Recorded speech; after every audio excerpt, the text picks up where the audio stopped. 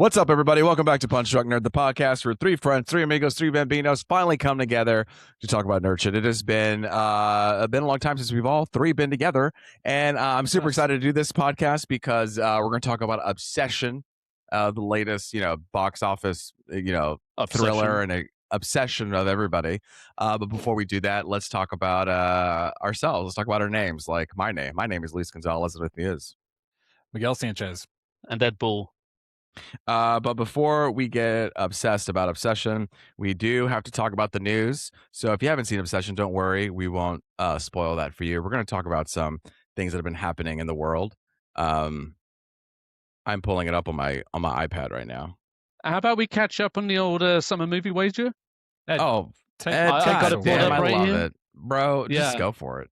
All right. So, no surprises here. Fucking Benny Watts, our guest participator.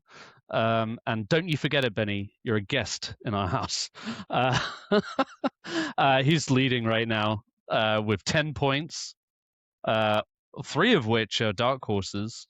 And then me and Miguel are pulling up second, with Luis close behind in third, with 8 and 7 points. So, I mean, obviously, guys, the summer's just getting started, just warming up. We had an interesting weekend where Backrooms made a hell of a lot of money, and Star Wars stopped making money. Not for lack of me trying, okay? Not for lack of Miguel's trying. Like, if anything, it looked hopeful for that movie for a minute there. But yeah, so right now the latest, let's say the top 10 right now is The Devil Wears Prada 2, Star Wars, The Mandalorian and Grogu, Obsession, Backrooms, Mortal Kombat 2, The Sheep Detectives, Hokum, Passenger, Billie Eilish, Hit Me Hard and Soft, and The Breadwinner. Nice. What the fuck? What a strange ass top 10. I know, that's literally. But like, there's a huge drop off after The Sheep Detectives. It goes from 56 million to 16 million by Hokum and Passengers, and so that's again because just getting started. Just getting started. We're right around the corner from Masters of the Universe, Scary Movie 6, Disclosure Day, and Toy Story 3 just this month. Toy Story 3, Toy Story 5, Damn. whatever. You know what? Looking at where we are now. Oh, it's in my top 10. I probably should have put it up a little bit higher. What's that? Masters of the Universe. I'm just looking at it, and I can tell. It's your number 10, isn't it? Yeah, I just now saw that, but I'm just like, I could go a little higher though, because it's like start of summer where there's nothing out. You know, I'm just saying. I don't even have it on my list. Yeah, I think Benny had his dark horse as well. I guess it's just the season of life I'm in right now, and I've just been at the movies a lot, and I'm just like, I don't know, man. I need something to see. We body swapped, man. You and me, we body swapped. Fucking look at what's going on. Look at what's happening to us. Yeah, who would have thought? Yeah, no, I've had a crazy week for movie going, and I can't wait to talk about that a little bit. So Luis is living vicariously through you. I am. I'm trying, man. Yeah, I'm looking. I will look back on this week as the greatest in history. Wow, no, but but I did see a lot of movies this week, so good bully for me. Bully for you, huzzah! Yeah, putting Nicole Kidman to work. Mm-hmm. Mm-hmm.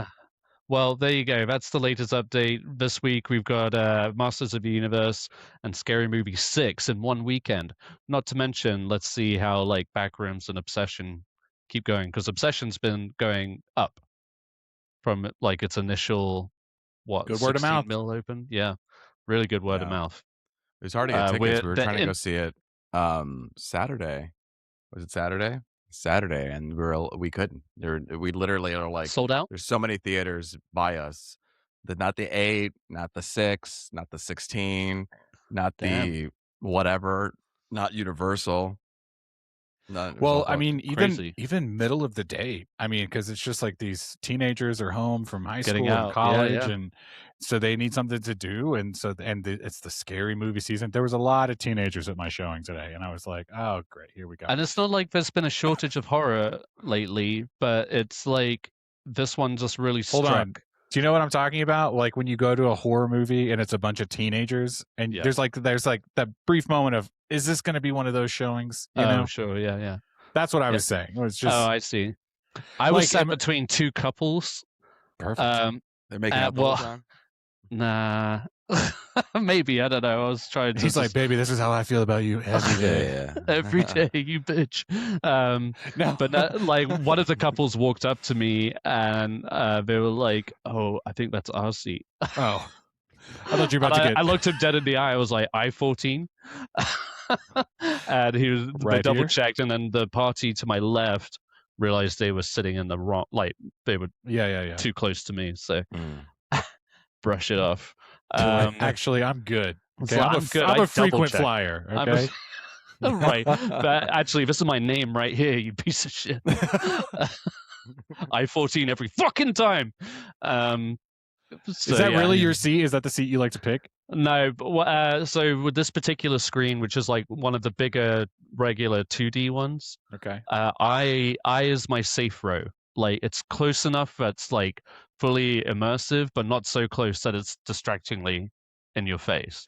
Yeah, as you do. You know, I think all three of the movies I saw this week were like row B and C. You know.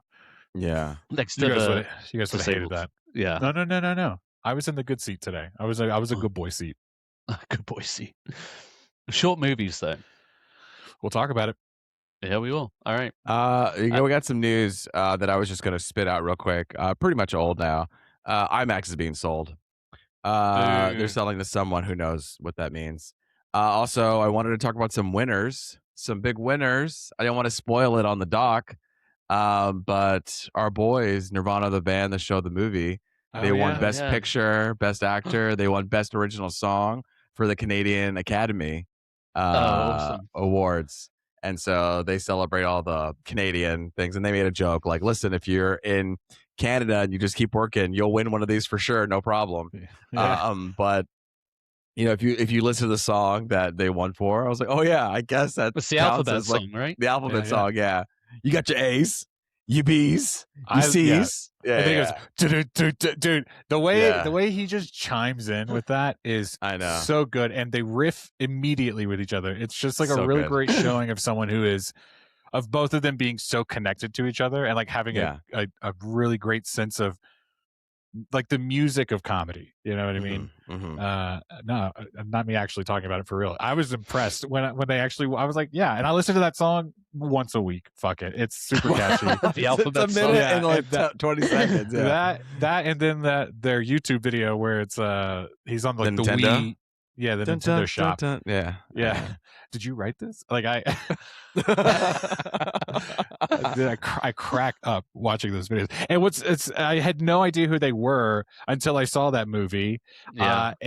Now it's just like I feel like they're everywhere. Everywhere, and I feel like I've known them forever. You know? Yeah. Yeah. No, so good for them. I told Kristen I wanted to watch it when it came to streaming. And I haven't watched it since the theaters because I was like, I laughed so hard the first time. I want to relive that with somebody so you can have a shared experience with that. Like, it gets contagious. Too. And I kind of feel like she's not going to like it. I might be wrong, but my worry is I'll be like, this is hysterical. And she's like on her phone, distracted. Like, no. I know. Well, I feel like it has like emotional parts to it too, because it's about like friendship and, you know, him not believing anymore. I don't know. There is some like heart to it. Sarah liked it. And some thrills. Like Nirvana the band, the show, the movie. Yeah, you loved it. Yeah. You loved favorite movie of the year. She loved it. Favorite movie of the year. Movie of the year. She'll be on the pod at the end of the year talking about her top 10 movies, and she's like, the top 9 is just this movie. Yeah. Nirvana, the band, the show, and the movie. Damn, well, good for them. Shout out. Yeah, nice. We got some stuff coming up soon. God of War, LAUFEY. LAUFEY. Yeah, how does she pronounce it in Fortnite? LAUFEY? She's like, I pronounce it LAUFEY. Gross. Yeah, well, that's why I was weird when I approached her in Fortnite. She was like, I pronounce LAUFEY. No, LAUFEY, right? Something? It'll be something Faye, LAUFEY, because that's what he calls her. He calls her Faye. Yeah. So, it'll be probably LAUFEY. I didn't watch I saw like glimpses of it. And I just saw it and I was like, oh, this looks like God of War-esque type of thing, and then it was like God of War. Everyone at the office was like watching it, and I saw a little bit of gameplay, and I was like, yeah, this is that. This is going to be one of those games that it's going to bring out the worst in people, and if it's really good, it'll get overshadowed by some bullshit. But it's Deborah Ann Wool is playing LAUFEY. I'm just going to say I'm going to go LAUFEY, but I'll say it wrong. I don't care. But she was she made an appearance in God of War Ragnarok. She's been dead this entire time. And so this game is her in like the afterlife, like fighting in the afterlife. What I think is really cool is that they're going to be, this is my understanding from what I've read, that they're going to be like tying into the first two games, and like moments from those games will be seen from her perspective. And like question marks that players have had about like certain moments in the game will end up being explained through some of the actions that she's doing. There's a moment in the first God of War game, I'm gonna call it the first God of War I'm talking about in this series, where he like goes through the light of Alfheim, like where the elves are, and he like is like chasing Faye's voice, like he can hear her. So there's like a potential that we're gonna see that from her point of view.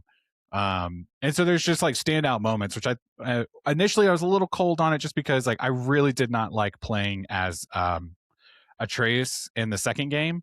I just thought they spent way too much time on that. It's like not the mechanic of the game that I like playing. And so I was like, I don't really want to play in the God of War universe. I want to play as Kratos. That's what I like playing.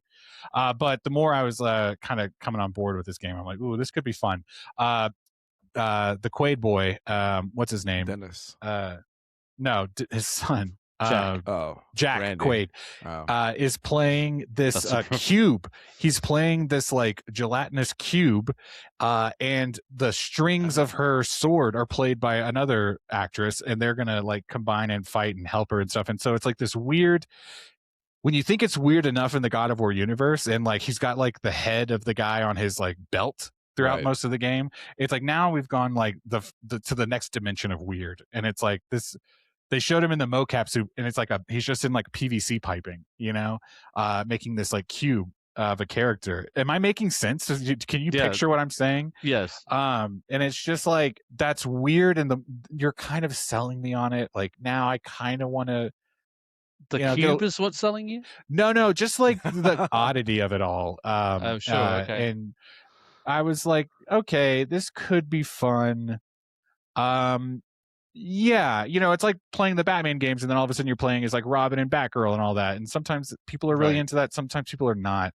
Like you with the kid from the last God of War. Right. So it's like, okay, but if she's like the only playable character, like, okay, at least I can kind of get on board with this. I don't know. We'll see. I hear you. Ed, you've never played those games. No, but I played The Last of Us, and that switched characters halfway through. It did, bud. Yeah, on the second game. Yeah, the second game. The second game, I played, it did. Yeah. So what would you have him play first? Last Jedi, or you mean the Jedi Survivor, or whatever? Yeah, that one. Jedi Survivor, and or God of War, or God of War 2018. Mm-hmm. Which one would you? God of War 2018 for sure. Because I think even though Ed is a Star Wars fan, and I think he would like playing in that world in a video game, I think God of War is much more up your alley. It's like that kind of mythical god of it all, and I think that's really more attuned to like Ed's thing. Also, God of War is very linear. Like sometimes the levels feel big, but really it's just like saying you go from this side of the room to that side of the room, and that can be easier on a player who doesn't play games that often. Yeah, I'm being serious. No, I know you are. So yeah, I would probably, if you had to choose between both those games, I would say for sure, but they're both fun, but God of War for sure, like that. And as a dad too, it's such an emotional journey. It's like, I mean, I think I play that game, I don't know, once a year maybe, just to go back and relive it. The second one, not so much, but people like it. People really like the second one. Did you ever finish the second one? I did. You did? Yeah. I think I told you I paused, and I was like literally paused, like right at the end. It was the end of the game. Yes. But that was because at the point I was just like, I just don't care, and I just need a break. I know. Yeah, and that's not good, And I'm not saying that that's necessarily the game's fault. It was just like I just never want to go back to the fucking what's it called? The tall people level. In Ragnarok?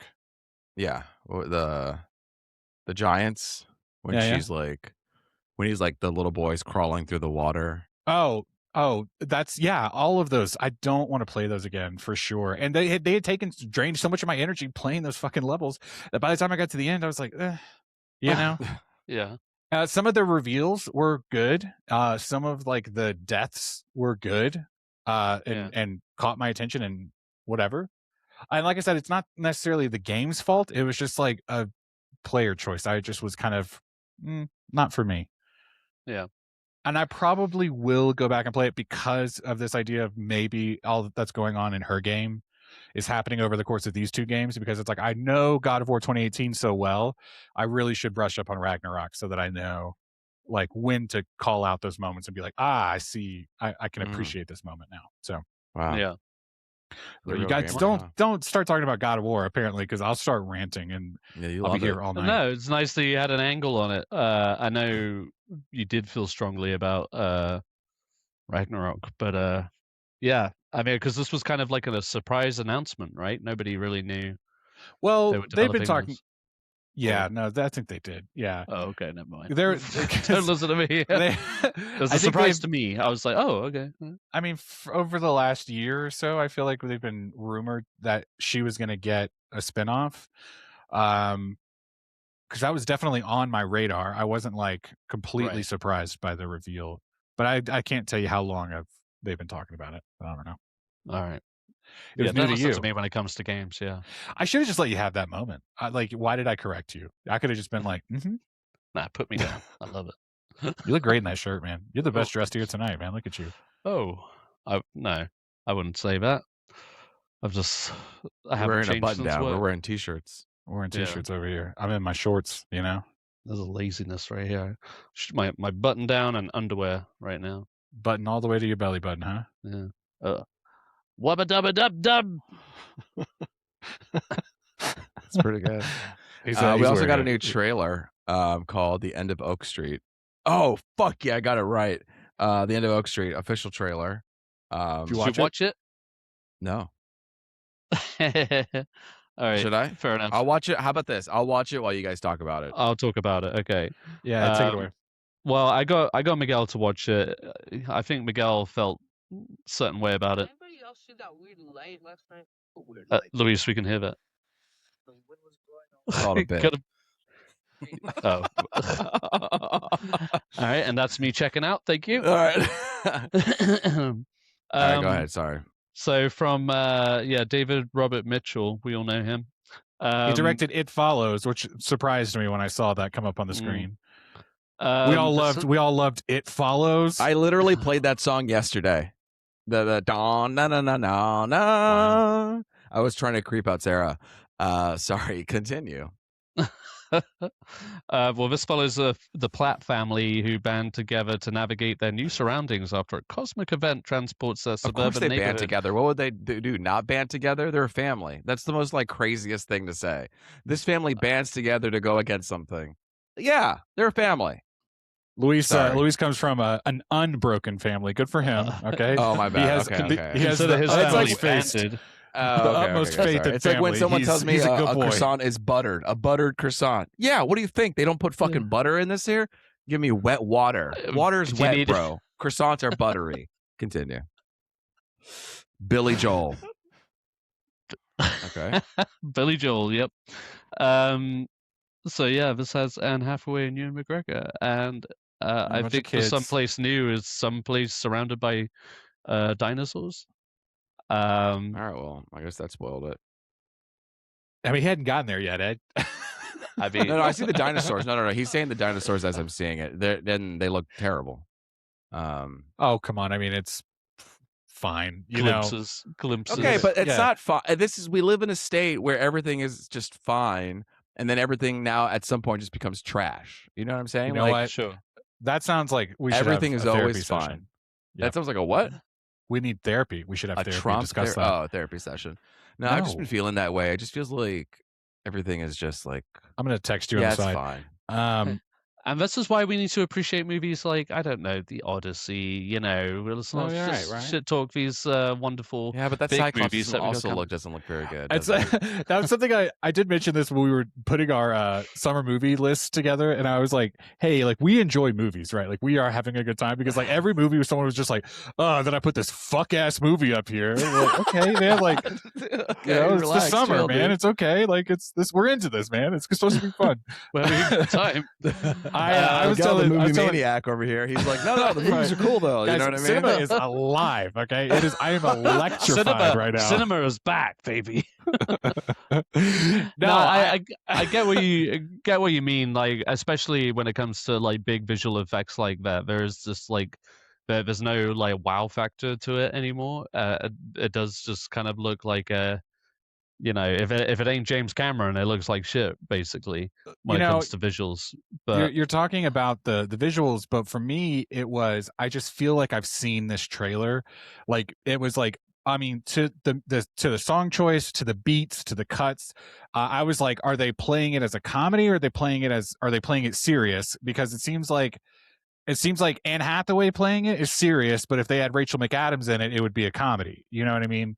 And so it's like, and Ewan McGregor seems to be kind of hamming it up on some of these lines. I think that's just his general American tone. Genuinely, I think like you pinpoint any American role of his, it always comes across a little like cheesy. And you know what this might be for us? And I'm making an example. I'm not a commentary. This is like the black and blue and white and gold dress for us. It's like how I see the trailer, how you see the trailer. It's like I walked away from it going like, I cannot quite pin down the color of this dress. Okay. Yes. That's like, well, it's obviously black and blue. And you're like, why? And you're like, well, that's just how he sounds. It's probably. And he's like, well, I don't know. I can't tell, because like. And it's the song choice, they slowed it down, and it's just like, my God, I've seen this trailer. And it's not really that, like, the movie may be great. It's like, what was that fucking Chris Hemsworth movie where they thought it was going to be a horror movie, and then like the tone shifts and it ends up being something else. The Cabin in the Woods. Cabin in the Woods, right? Yeah. And this may be something like that, where it's like the trailer presents one way, and then once you actually like see the final product, like you get the full picture of what you're supposed to get or whatever. But I think maybe kind of like Luis, I just started the podcast. Before we started, I was just like, I'm just not in the mood today. And then I watched this trailer and I was like, I'm just fucking not in the mood for this either. Triggered both of you. Okay, like get this shit out of here. Here I am. I was just like, oh yeah, it looks all right. I thought it was a great one. Yeah, I thought it just looked like a fun joke. I just thought there was like dinosaurs. I thought it was gonna be fucking aliens. I mean, call it like nostalgia or whatever. It just I don't know. It just like it seemed like it could be fun. Different approach to the dinosaur genre, like a 2000 adventure movie or something like that. Yeah, like maybe we have seen it, and maybe it's a dud. I don't know. This is the year of Anne Hathaway, so I'm like, whatever. Throw it into the mix. Almost like you got to go see it, right? Well, like, hey, I got to see all these fucking Anne Hathaway. A little movies. Extra Anne on the side. Have you seen her like bio on all of her socials this year? Is just like. It's like, go see. What are the 4 movies? The Odyssey. Okay, it was Daredevil. I mean, not Daredevil. Sorry, Devil Wears Prada. Mother Mary, The Odyssey, or no, and Verity. End of the Oak Tree, and then Odyssey or whatever. And it's just like, go see all of my movies. And it's just like, damn, she's got a year stacked. There's a lot of people this year that's doing that. Like Zendaya's another one. Yeah. She had everywhere. Robert Pattinson is another one, and then a little bit of Tom. I saw a quote from Sandra Hüller. Sandra Hüller's. I was thinking Sandra Hüller. I wasn't sure if it was. Yeah, no, for sure. I'll save it for let's talk about this now. But I'm going to talk about Tom Hardy in a second. But I saw a quote from Robert Pattinson earlier today where he was like, "Y'all don't know about Tom Hardy. I'm going to talk about it in a minute." No, I do, but yeah, I'm going to talk about it in a minute because I want to get your opinion. I saw Robert Pattinson quoted where he was like, "Well, I did the Batman, and I knew we were going to come back to do the sequel, and I said, well, let me just do a movie in between." And then I was like, well, let me just do another movie. And then he was like, and then I just ended up doing a lot of fucking movies. And it's like, and then it's like, so then they counted out like how many between then and now, like in the next Batman. And it's like, damn, he really fucking did. And dude, Robert Pattinson just like the way that people are fucking cock down their throat for fucking Tom Hardy's choices, Robert Pattinson is actually who's making good choices. Okay, like he's actively making bold choices that are also incredibly entertaining. So I'm like, shout out Robert Pattinson, fuck Tom Hardy. Okay. Sorry, in regards I love to Robert choices. Pattinson. I feel like every time he shows in a movie, I'm like, this is gonna be a great press tour. Dude. And it's so great to like see his movies. Like it's so funny because he came from like the Twilight world, and you were definitely like, oh yeah, I'm never gonna like Robert Pattinson. Yeah. And then now he's like, oh my god, he's like one of my favorites, and he's Well, just he hadn't really realized given how funny anybody. He hadn't given anybody really anything to cling to, and then but then it was like Good Time and The Lighthouse that really started like capturing people's attention. He did that one movie like not Megalopolis, but it was like he was like Maps in to a the car. Stars. And, He was in a car. that one. Yeah, he was like a boss, and it was directed by someone like David famous. Cronenberg. You're talking about Tom Hardy? No, Robert Pattinson. Robert Pattinson. Because Tom Hardy did that one. Because Tom Hardy did that car movie. Yeah. No, Ed, we saw the Rover. We saw the Rover. Yeah, the Rover's great. Rover was, and I haven't seen it since, but I've always wanted to go back and revisit it. I've got it on DVD, I think. We know, Ed. We know. You don't have to look around and do the bit. We know. Okay. Oh, okay. You got it on DVD. Okay. Yeah. But no, that was like my first Robert Pattinson moment of being like, oh, bro's making like some moves here. He's doing something different. That's cool. But yeah, no, I mean, he's just like kind of on this run right now. And like you guys said, like Zendaya, I mean, she's like on a run of movies. Anne Hathaway, we're getting some kind of fun stuff. So I don't know. Stars back, maybe. Maybe. Who's and not just like in Marvel some movies. Of them. Yeah. Right. Well, yeah, that's the thing. Also, it's like all of these people can do Marvel or superhero movies, but it's like it's so refreshing when they're also out there making really fun choices, not just in the scripts that they picked, but how they play them. Robert Pattinson is always coming up with some voice, and that's why I compared him to Tom Hardy earlier, because it's like Tom Hardy always wants to do a voice, you know? Yeah.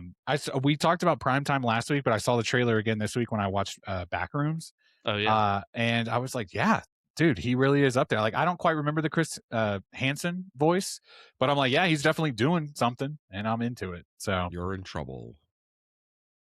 I mean, come on now, that's pretty good. Anyway, great. What were we talking? Let's talk about Tom Hardy. You're like teasing it. Let's talk about this now. Let's go fully there. Yeah, let's go there. So he's on this show, Mobland, I think is what it's called. Is that right, Ed? Yes. Do you know what I'm talking about, Ed? Yes. Okay. They're filming like season 2 or 3 of the show right now. And it's like the gist of the show is like he's a mob guy, but he's also like a family man or whatever. I've seen a couple clips. I don't really like whatever. And the situations they get into because of that. And this season, I don't know. I just said I watch clips. That's how little I care about Tom Hardy is. I've seen the performance and I've just already forgotten it. Would I say that to his face? Actually, probably not. Okay, because I bet he would fucking like Mai Tai me down to the ground or something. But Mai Tai, like drink you under the table. What? What is it? Jiu-jitsu, whatever. You know, Muay Thai. That's what I'm talking. You know what I'm talking about. Yeah, you boxed, okay? Yeah. And I drink. But anyway, he. Good one. I'm sorry, I talked right over it. That was good. This season that they're about to come out with or work on or whatever, or is working on, like he got fired from. That was the rumor at the time. And he's like the lead of the show, and it's because he like refused to come out of his trailer, and he made like a couple of the big guest stars like wait. It's like Pierce Brosnan and Helen Mirren, and he like, you know, just like wouldn't show up to set even though they were there, and had a lot of like rewrites for the script, and just kind of like was a lot of people were comparing it to some of the comments that Charlize Theron made about Mad Max Fury Road, and kind of one of the reasons why they butted heads there. And so I just thought it was kind of crazy. And someone was like, he can get away with it. The follow-up was someone was saying like, he can get away with this because he's a movie star. He's Tom Hardy. Like, you know, you kind of get a pass when you're someone that big. Like, he's the whole reason. And then they came back and later said, no, he's not fired. He's still a part of the show. We're working on the season right now. And so there's a little bit of back and forth. But I think like the Charlize Theron comments about Mad Max, it was at the time felt very singular. And he was on this like run of like, dude, he's everywhere right now. He's so popular. He, you know, maybe it was just the working in the fucking 1,000-degree heat in the desert, and they just didn't get along. Like, I get cranky as hell when I'm sweating, you know? So maybe that's all it was. But then it's like you hear these stories kind of again, and you kind of wonder, oh, is this how he operates? Like, is he kind of like a a diva, Yeah. No, I was just curious if you guys had heard about this or had any thoughts. I'm not over here trying to shit talk. I've heard it's the thing that just kind of starts. I don't know. It starts being carried along with those actors, kind of thing. And Tom Hardy, I think, in the last nearly 10 years, you could say, like his reputation has kind of dwindled, and he also just seems kind of unfocused and uninterested in acting at the moment. So, like, he hasn't really been.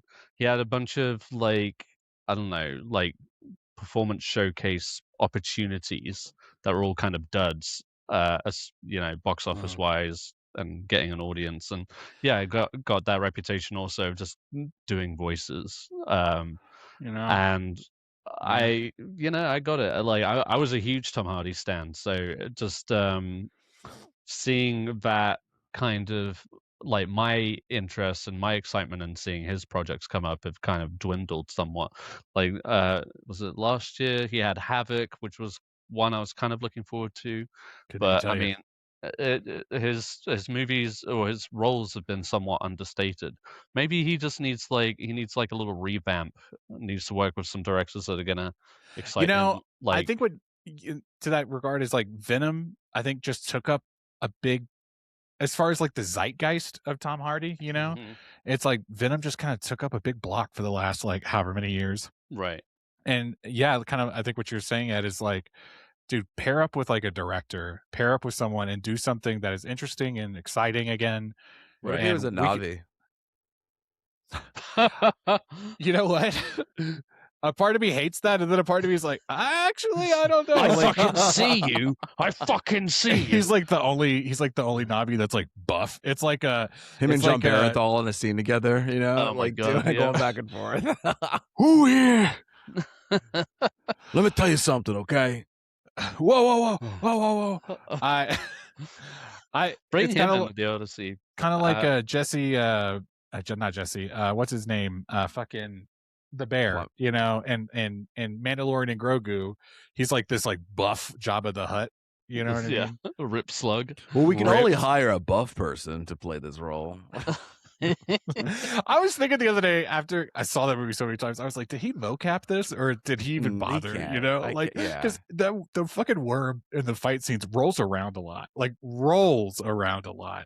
and I was just like, let me see him get up there and do this. No, I would play a video game as him, Road to the Hut, the game. Hell yeah, just rolling around, Mortal Kombat or something. Dude, I mean, it's come on now, that sounds fun. But I'd say, like, if, you know, Pedro Pascal wasn't showing up on set, he didn't show up on set. He just did his voice. Yeah. You know what I mean? There was a moment, like the second time I watched the movie or whatever, where I was like, damn, Pedro really just didn't do any of this, you know? Like, there's such a disconnect from that. I think that's another factor why I can't buy into it. It's just like, it's just not there. And logistically, I get why. He's really busy. You know, he can't commit to doing that. It works because he's in a helmet like solidified all the time. His star power, or backed it up anyway. But I'm just like, we didn't need this movie. You know, I don't want to talk about that right now. What I do want to talk about is who put this up here. Who wants? Let's talk about this now. Flashback episodes. Oh yeah, I hate a flashback episode. You know, you're watching like episode 5 or 6, and then episode 7 is like, let's actually go back in time and review something. I'm like, God damn it! Some of our better episodes. Well, I did not want. I'm on a roll here, and now I have to go back to like 5 years ago, and then get and find out about another side character. No, thank you. Just fucking keep going, please. Like, I have a clarifying question. Are you talking about a flashback where it's like something we haven't seen before? Are you talking about like old time like TV seasons where they would do like the greatest hits episodes? Reruns. Where the episode is like a flashback of all their best moments. No, like in Boy Meets World when they did like, remember when we all like were crazy in college and ate rice underwater, and they're like, and then they flash back to it. Yeah. So, but it hadn't occurred in the show before. No, I mean that usually happens when after like 23 seasons or something. So you're kind of like. At that point, you're like, before YouTube, you're like, oh yeah, this is kind of like a YouTube clip show, but you know, you weren't able to kind of have that. Well, when it was everyone, you watched your things on TV based on a schedule, and then it was like, well, yeah, we got to fill this week, we got to sell the ads, so let's just do a what is that called when they do that? Not a rerun, but it's like, and it's not Greatest Hits. I'm blanking on the name. It's just clip show. Clip show. No, there was an actual name for it, like for sitcoms to do that. The Simpsons did it all the time. Yeah, like once a season, in fact, and they would like wrap it in like some nostalgia thing, like it would be like Homer and Marge thinking about when all the kids were born and like different moments. And then exactly. There would be a theme to it, and then they would show those moments all over again. Right. And then you would get like basically like the buttons or whatever, like the top and end of the episode. Those would be like the new part of the episode, and everything else would be like just remember this. Right. Yeah. That was an old school sitcom-y thing. What prompted this, Luis? What made you? What flashback episode happened that you were like, I'm fucking over this? I don't remember. You put this on here? I did. I don't remember what it was, but I just remember being like, God damn it. I was excited to see the next one about what happens next, and then we're going back. And it's like, honestly, like, it didn't add anything. Like, I hate it. You know, we've been watching Outlander, okay, and the show's over now, by the way, and I have just fallen off completely. You finished it? No, the show is over. I just haven't, like, and it's me, like, I think Kristen's ready to keep going on it, but I'm just like, I think I told her the other night I was a little drunk, and I was just like, I'm over this. This is so bad now. And she was I think I kind of hurt her feelings, which I should probably bring that up and talk to her about that. But they're doing this thing now where it's not flashbacks. They are just rehashing information, I think, to get us to the finish line. But it's like, why are you telling me these things? Like, I already watched the show. Like, I already know this happened. And I already understand the justification for these characters because I'm fucking watching the show, you know? But it's like they're doing that Netflix thing where it's like, oh, well, they were probably on their phones watching this, so we got to rehash all this. Right. And it's just like, so I think to the point that you're kind of making, it's like, I don't want to see this again. Like, I'm here now. Let me watch the new thing. Let me, like, bring me home, you know? Yeah. I think, totally. I think it's like, yours is, we've seen it before. Mine is, it's an original story and it's a new point of view. And isn't it interesting now? Like, doesn't that give more depth to the character that you understand where he came from? But for me, it's such a momentum stopper. Like, I'm just like, I waited all week. I waited all week to see this episode, and then I come back, and I'm not even going forward. I'm going back to like when he was a child, and it's like a different actor, and it's like we're seeing how he is when he was in middle school eating a PB&J, and I'm like, well, I want to find out who killed him or something like that. You know, I don't want to go back. There's something like on the tip of my tongue I can't quite place, but where it's like the last episode ended kind of on a cliffhanger, and then before you can pay that off, then they do that whole backstretch thing for that next episode, where it's I want to say maybe Breaking Bad or something did that, but that doesn't feel right. But it's like something like that, where it's like I was right on this beat, and I really just wanted to start the next episode on this beat, and you were like, actually, we're gonna cut back to 10 years ago. Yeah, and it's like I get you on that. That's like, as far as like momentum killer, yes, it's like killer. It's like I waited a week for this, and now. And then they get to the very end, and then it's like they pop back up to the gun in front of the guy's face, and you're like, oh, now, and then it's a cliffhanger again because then they don't tell you what happened. They're gonna wait for the next one. You're like, go fuck yourself, dude. Yeah. Actually, Luis, you pulled me into this. All right, you gotta see. It's kind of fucked up. There was one I was just thinking of where for the Haunting of Hill House, like that last or second to last episode. It's kind of it works narratively because it's building up. It's like and showing this is why reveal or whatever. This is like where it built in. Like this is what the horror show that we saw at the very opening of this show. This is why or where it's at or how it came to be. So like I get those work for you, right? I mean, obviously, I think so. Because it plays it actually it does advance the story, like you say. Whereas, you're talking about the reconstruction of something. It's like, hey, let's see why this all happened. Like specifically for that and not building. It's like, okay, I mean, I kind of assumed all that would happen. And it's like when you get an origin. Like they had a contract. We had to do 9 episodes this season, and we really only had 7. So filler. They talk about filler episodes a lot from back in the day, and it's like when a sitcom or a TV show, whatever, ran for 22, 23 episodes a season. Like a filler episode was there was purpose for it. It was character building and lore building, and you kind of got to hang out with your friends for this week on a B plot, you know. But when it is these short seasons, it's like, hey, we got limited real estate here. Like, I don't need. Let's just get on with it, you know. Yeah. Anyway, just wanted to get that off my chest. I feel like I have another one too, right? What's the next one? AI Is in it the the wild. AI in the wild? Oh Jesus! So I went to the fucking movies. I went to go see Obsession, and Okay. I was we arrived early, and they were showing like real commercials. Well, they're showing real commercials in movie theaters now, which is fucking atrocious. yeah. But that's not what I want to talk about. I wanted to talk about going into the theater before the movie actually like starts.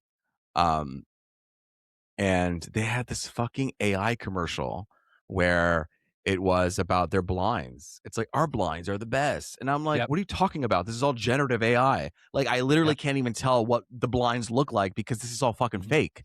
And Yep. it was just like, what are we doing here? And now every time I get fed it on Instagram, I'm like, this is inappropriate. This is inappropriate. But now I keep getting more like AI ads, like of somebody's like fucking washing a car or like this new blanket, and I'm like, none of this is real. Like, how am I supposed to buy this product if I don't even see it? You know? I was it's just like, yeah. Anyway. You're gonna be like, of course you were, Miguel. But before I got really into movies, I was really into Buffalo Wild Wings, and I was at a Buffalo Wild Wings one time. They give you a plate; it's just a monitor. AI. Do your same thing. It's like they have a million TVs, and a lot of the TVs are on sports, but sometimes they'll be on just like a random channel. And in lieu of these like infomercials now, you'll get these AI ads. And I remember the first time I saw one, I can't remember what it is now. That's how unmemorative it was, you know, but I was just like, oh my God, this has all the tells of AI. It's like that faux lighting, the like she's looking in this direction, isn't really moving correctly. You know what I mean? It's like she's doing some action, but there's no purpose behind it. So it's like, oh, this feels fake. And I was just like, wow, that really was a whole AI commercial. Yeah. And it was, and obviously didn't sell me on it, you know? No, it never does. I'm on Threads all day, every day. And, you know, I've started like blocking like AI accounts because there's some accounts that are like, I'm very pro AI. And I'm not like anti AI, but I don't want to be like the AI all the time either. And some of these, I almost lost my train of thought, but I'm going to pull it right back. Hang on. It's these, I saw this thing today that was like, this guy was like, this bullshit AI flyer. All the AI flyers look the same. They're fuck ass. They're stupid. I can tell all of these things. None of this information is helpful because my eye doesn't know where to look. It's a bullshit ad. Okay. And then a company replied to that and they were like, this is why we like to help our clients. And they were like, here's a bad AI flyer. And then now look at all these really great examples of AI flyers that are so good. And they were all trash. And I was just like, even like the AI accounts, just like they're so bought into it that it's like, dude, you're missing the purpose of what this guy is saying. AI flyers don't sell.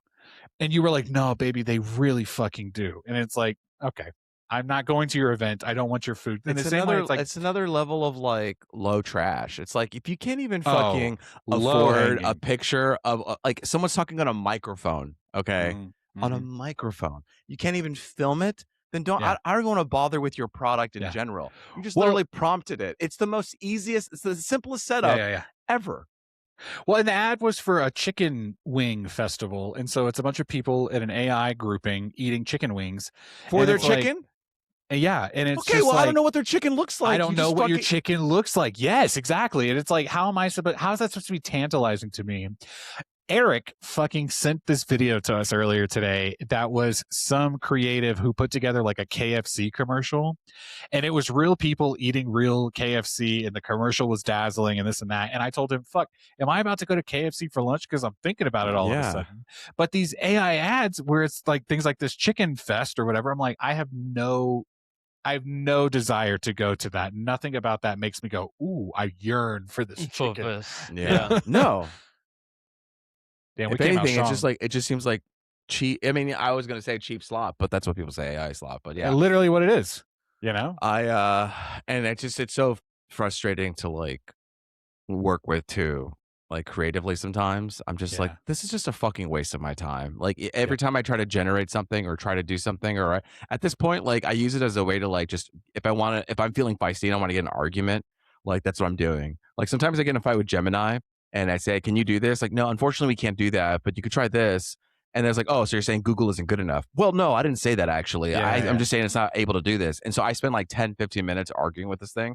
And then like I'm saying, okay, well, if this is true, and this is true, and this is true, then per se, Google is bad. Can you say that to me? And then finally, after 15 minutes, it was like, okay, I'll say it. Google is not good enough or something like that. But I just like you're like good, and then close browser. Close browser, like... yeah. Take that, you know. No, but the one I will say this: the one thing I will give it that I did use it for is he's like my entire job. No. Oh God, it's so slow. If I wanted to use it for my job, I just can't even do that. No, because we last week you were talking about Droid Tycoon. Okay. Fortnite, and so Droid Tycoon is like try to catch them all type of game. And as I'm playing it, I'm like, oh, this is why I loved Pokemon. Because deep down, I guess I want to catch them all. And so as I'm doing this, it's just like it scratches this itch of like completionism. It's like, oh, if I do this, I feel complete. I feel like I'm completing a task. I'm being quote unquote productive or whatever. And what am I? It doesn't matter. So, but it was hard to track all of these droids. And, you know, you go to this sandcrawler, Ed, and it'll cycle through these droids. And so you really only have like maybe 15, 20 seconds to decide, am I going to purchase this droid or not? Yeah. Also, do I even have this droid as I complete my list? And so, you know, I've played it now, right? No, I didn't, because I asked if you played it and then no one responded. That's my bad. Let's talk about this now. Okay. Respectfully. No, what I was going to say. So anyway, it's hard to track the droids. And so I basically went on Reddit and I found someone had like a Google Excel sheet and they're like, here's everything. You can check it off your list. I'm like, okay, cool. And then I went into a app and I vibe coded, I guess is what it's called. I vibe coded. And I was like, can you make this into an app or a website where I can just click when I've accomplished and selected it? Because I don't want to see if I have that droid and then run back to the sandcrawler. And then it did spit out this very functioning website app that works really well. Yeah, that's it. It's like every droid by name, and then every droid has a color level, right, where you level it up. You can't really see it in the camera, but then you check it off. You go, okay, yeah, I got that one. Click, click, click. And then when you get them all, it blacks it out. Okay? Like that's very efficient. Now visually, I know I don't have to buy this droid because I've blacked it out, right? And to Luis's point, like it fucking worked, you know? Yeah, it did, and like that was probably the one out of a million things, which is probably like that's like the big movement now is like AIs. They're like not leaving generative, but they're kind of refocusing towards like creating apps or like coding and stuff. But even then, it's like people build these websites or apps on AI, and there's all these like holes and security measures that no one is taking into account, and nobody knows why it's broken because no human is actually like building it from the ground up. They're just oh, it's ready, it works, send it out, you know. And the only reason why this works because it's a very simple task. It's click, click, click, click, you know. But... Right, exactly. You're not asking it to do some complex thing. Right. It's just it's an Excel file, which, you know, it's like take that and put it into an app and boom. It kind of works. Anyway, AI sucks. So well, AI sucks. Yeah, I get that. Ed, real quick, why don't you tell Luis how you played that Droid Tycoon? Yeah, tell me, Ed. I've been waiting. I texted. I was like, has Ed played Droid Tycoon? He's like, not yet. Sad GIF emoji, and then I never heard back. I apologize. That's right. I better apologize. Yeah, no, that's on me. That's on me. But I'm going to apologize again because I haven't really played it a whole lot. I think I've played it one time since Miguel showed me how to play it. I think that's all we expected you to play. It was the one time. Yeah, no one was like, Ed's going to really eat this up. Right. You didn't even watch the Droid episode on Clone Wars. And, so incidentally, I had to hop off because Miguel was hurrying me to play regular Fortnite. okay, was I hurrying you or was I just trying to be aware of my audience? You know, I was like, let me give you the little taste of everything and then go. No, here. this was like the second time when I went back by myself. Okay. But yeah, no, yeah. I mean, it was fun. I got the I got the nature of it pretty quick, and I wanted to keep expanding it. Like I don't mind dabbling with that. Like if I have to wait, say I'm like waiting in the lobby for you guys, now I have something to do. You have something to do, and that's the problem. Get some XP because for it. I hopped on. I have this thing now where I'm like hopping on to like gather my rewards real quick and just be done. But then while I'm waiting on them to get there, I'm like, well, let me take care of this real quick while I'm. Let me build a droid and then sell it to that guy in the bar because I get hella money for that shit. You know, bro. I haven't done that yet. I haven't sold droids yet. So, dude, Chase told me that. That's the thing. Well, you can sell droids, but then you can go to the bar and trade and be like, "You want this? These fucking suckers! You buy that shit for $10K, and they're giving you like $3 billion or something like that." Well, that's the thing is, like, Chase was like telling me all of that after he had like played and he had like rebirthed like 15 times and I was playing for my first rebirth and I was like, dude, none of this makes sense to me. I don't need all this information all at once. But today I was like, I realized, especially during like the multiplier like Mandalorian event, I was like, oh fuck, they're giving me billions all of a sudden. Like it used to not be that high. Right. You know, it used to be for pennies and now it's like, oh, let me start gaming this thing now. The ship missions, the astromech missions now. Oh, I do those. Oh, I got those. And I'm now. But dude, the Beskar ones, the 6-minute ones, that's the move. Yes. You better get at it before they start, brother, nerfing what do you think I'm doing every minute of the day now? Okay. And I got all of my droids. I don't think this matters 100%, but I have all of my legendary rainbow droids. Great. On all of the ships. I'm like, you have to be on the ships. Everyone and all of my diamond legendary droids are working there too, but they're the workers. And my ship ones are the rainbow ones. Hell yeah. And I'm like, I hope that matters. And I'm like, dude, give me the money. I'm like, because right now it's like now I need $130 billion to fucking rebirth. And I'm like, when am I ever gonna fucking get there? And you'll get there because at some point, like I spent $50 billion easily on a pickaxe and then I got it again, and no problem. Yeah. Like you'll start getting it again, but then it's like you need 3 trillion, and I'm like, okay, well this is fucking crazy. That's where I'm done. Yeah. Once it becomes like this is gonna take multiple days of doing this.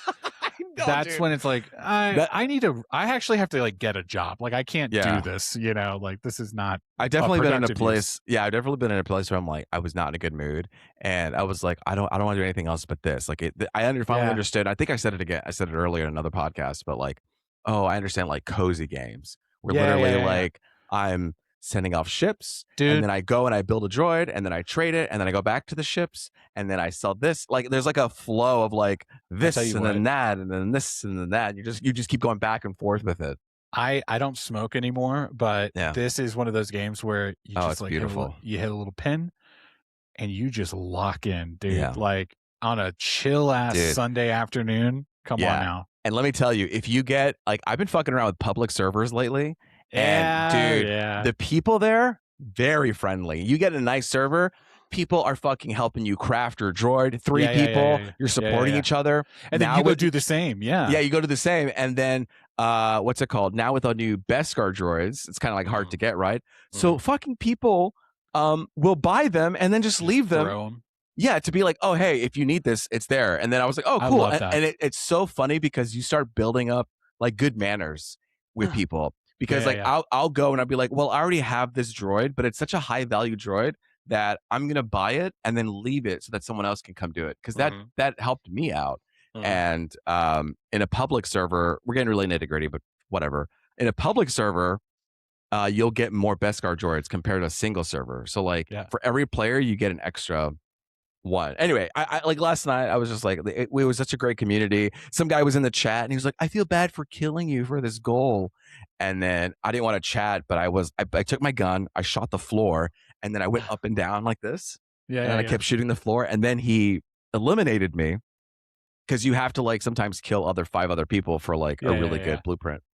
But it was just like, wow, what a world where like I can communicate something without really even talking, and we're able to like get things done. I will say it's moments like that where it's like, ooh, this would be nice to have that like proximity chat, where if I could just like tell you real quick, hey, this is like I think you can where that would work, Yeah. I think you can publicly talk on the thing, but I never do. I'm trying to be cozy. I just want to be clear. Like, we're this close to getting a yawn out of Ed. We should probably move on. Okay. Oh man, I'm here. I know. I'm listening. It's okay. I wasn't able to talk to you about it yesterday, and I have no one to talk to you about this, like my experience. So I'm glad I got to. That's all. I think I'm done.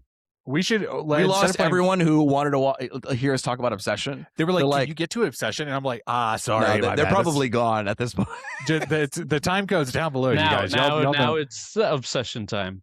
Now the Droid Tycoon people are like, "Oh, keep talking about Tycoon." No, okay. I know. It's like we really got to clip this out. Ed, guide us. Let's get obsessed. Come on. Let's get obsessed about Obsession. Ed, do you want the story? Who did it? When did they do it? Okay, well, we all know who did it. Yeah, all right. It's a guy called Curry Barker. Miguel's new favorite obsession. Yeah, Curry Barker. I wasn't familiar with him leading up to this at all. All of a sudden, people started talking about this movie. I guess it came out last year's South by Southwest. TIFF, I'm sorry, has been generating a lot of buzz since then. Obviously, it was like a small budget of $750,000, and it's now past 100 million in the box office. Holy shit! That's crazy, dude. That is crazy. Absolutely. Yeah. So let's see. Sorry, 116 million. So good for them. Good for Curry Barker. He will continue to buy glasses. And this is a story about after breaking the mysterious one-wish willow to win his crush's heart, a hopeless romantic gets exactly what he asked for. However, he soon discovers that some desires come at a dark and sinister price. This was one of those where I was just so glad that I just kind of went in blind. I did the same with Backrooms, where it's like, I get it. People are talking about this. I will walk away from this movie either getting it or hating it, but I just don't need to watch the trailer, you know? Yeah. But it really, really paid off to not watch the trailer for this. I will say, so when I went to go see that movie, Hokum, the trailer for this played ahead of it, and I had only just heard bits and bobs about it, but the trailer made me go, "Wow, I really want to see that." Oh, I should go revisit. Me too. I had meant to before this podcast, so now I'm kicking myself. But the trailer was just like, "Oh, that looks actually really fucking good." It was had a real nice pop to it. I can't describe it right now, but yeah, I obviously after some buzz I finally got around to seeing it. Real quick, the director Curry Barker, who's stars in this movie, Ed? Tell us. Okay, so the aforementioned hopeless romantic is played by Michael Johnston. He's kind of like the protagonist. Hopeless romantic, yeah. And then the woman or the girl, his crush, is played by Indy Navarrete. I want to say, I hope I'm saying that correctly. And Andy Richter, as Miguel pointed out earlier to me. Jumped the gun there a little bit there, but I was like, let's get to the end of that list. No, I saw you posted this earlier, and I was like, yeah, that's all the main characters. And I was like, where the fuck is Andy Richter? Okay, yeah, he was in this movie for goddamn 45 seconds. Put some respect on his name, all right? The most famous man in the cast. He should barely showing up. He's just like a shadow, you know. And I'm going to talk about that. I'm going to talk about that with another movie I saw this week, where it was like, did that person even why were they in this movie? You know. But yeah, it was just so random when he showed up, and then I think someone called him dad, and I was like, okay, but then that never paid off for any reason, and it was just like, did he just stumble on set one day and was like, I'll do this real quick, you know? Yeah, he's like a low-key producer on it or something. Oh, maybe that's what it was. Yeah, Conan's a producer, and he's funding this, you know. But Ed, Cooper Tomlinson, that's Curry Barker's guy. They both work together on all these skits that they do online. The lead of Obsession is his guy. No, not Matt, not Michael Johnston. His friend Cooper Tomlinson. Yeah, the guy, the friend that was the friend. But you know what I mean. Come on, you know what I mean. The friend who was like, man, you really got to chill the fuck out about all this. That guy. Yeah, the one with the hat, the little frat bro kind of guy. Yeah, a little frat bro-y. Except at one point, they fucking made me side with him because I was like, yeah, she's being kind of a bitch. Not she's being kind of a bitch. The situation has become shitty, a bitch. Yeah. What I love about this movie is in real life, there are sometimes, how do you say this?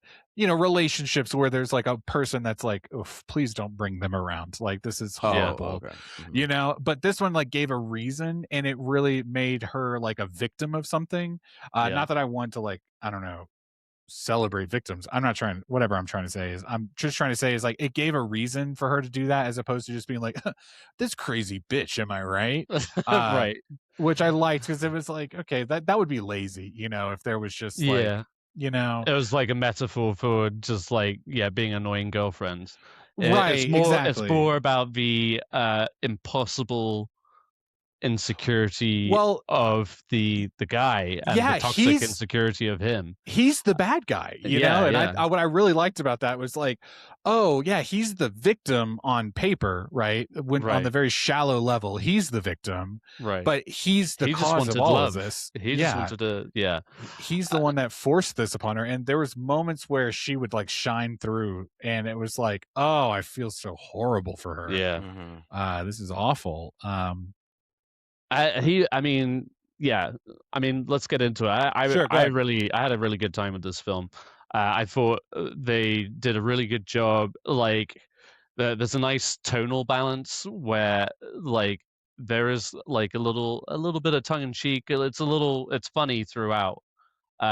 Sometimes to like an uncomfortable degree because like what you're seeing is horrifying and demented, but at the same time like genuinely funny. Like just reactions and whatever. But the leads in particular, Michael Johnson and Indy Navarrete, were really fucking good. Like, he does such a good job at you kind of just like almost, you don't like him per se, you just like pity him right off the get-go. You're just like, man, you kind of suck being you. Like, you have like so little confidence and just like so little, and like so little commitment. He has so many moments where he has opportunities to express himself or reach out to her and stuff like that, and he blunders it every time to a point where, and we're going to get into spoilers on this, audience listeners, but like to the point where you could feel the audience kind of gunning for his demise by the end of the movie. You just like, you want him to set her free no matter what that takes. There was a clear moment for me when it was like he was presented an opportunity. He's like, do you want to end this? And he didn't say immediately yes. And I was like, that's where you were already bad. You're the enabler. Yeah. Now you have like gone into the deep end, and there's no redeeming quality. I liked him in the beginning of the movie because there was something about him that I was kind of rooting for. Like, oh, come on, man, like, get your shit together, get your chin up, like, be brave and do it. But like when he's like faced with a very blunt question, do you like me? Yeah. He goes, and I was just sitting there going like, I think we're really good friends. And like, his friend is not a good friend, and you can kind of pick up on that right away, but it's like, dude, if you had a good friend in your corner, someone would pull you aside and be like, brother, fucking go man up and shoot your shot and make it or don't make it, but then shut the fuck up about this. This like wishy-washiness of you, like, you can overcome this. But he didn't have anyone in his corner really rooting for him except for the girl that liked him, Right. And yeah, it did become hard because there was a couple times where I was like, what are you doing, guy? For me, as you're talking about funny moments, for me, it was at the beginning of the movie, he comes home and his cat's dead, and it's really sad. Okay. I have come home to see my cat passed out asleep, and you do kind of what he does. You say the name, hey, are you awake? And what I do is I shake the shit out of him because he's a dumb orange cat, and he wakes up and is fine. But what I thought was funny is he didn't touch the cat. He put his hand in front of the cat's like nose to see if he was breathing. And for me, I was like, this is the most ridiculous movie I've ever seen. Off of that one, I was like, shake your fucking cat.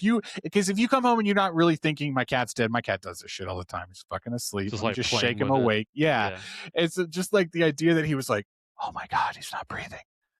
I was like, okay, you're a puss, dude. Like, that was like one of the moments where I was like, you're not selling me on you right now. Right. You know? But no, I feel myself ready to rant about it, but I don't think we've really got Luis's opinion on it yet. So go ahead, tell us. Yeah, this movie was so fascinating because it has gotten so much buzz, and it's like survived. It was going to go streaming, and people have kept it alive. Woof. And like you, Miguel, I was just like, I don't want to know anything about it. I want to go in fresh. Yeah. And like as a filmmaker or someone like him, you're like, wow, like so happy that your movie hits it off and is like everyone's loving it. And that's what's so interesting to me about it. It like I went into it wanting to love it, and then I had a really hard time kind of connecting with it until like halfway through the movie. I really was like, and I think maybe because like subconsciously it was this whole like, this movie's fucking awesome, But I also was telling people like, please don't tell me anything. Please don't tell me anything. Even on the internet, like I try to Which avoid is always it. the problem, isn't it? You don't want to be hyped up. These things get so much hype so instantaneously. But that's crazy though, isn't it? It's like you want your shit to be good and you want people to talk about it, but then at some point there is like a bell curve of an like over talk where you like someone being like, "Oh man, the twist in this movie is so good." And I try to be conscious of it. I didn't know there was a twist. Yeah, I try, and like you too, Luis. Like you had a similar approach to NIRVANNA, the band, the show, the movie. Yeah. Like I didn't know anything about it going in, but you were very just like and I tried to do the same thing as like, just see this movie. If you're gonna make an effort to see this movie, see it with an audience. Yeah, because which is what you said, and like I also like I'm always fearful. Like I remember when I sent out that text to y'all,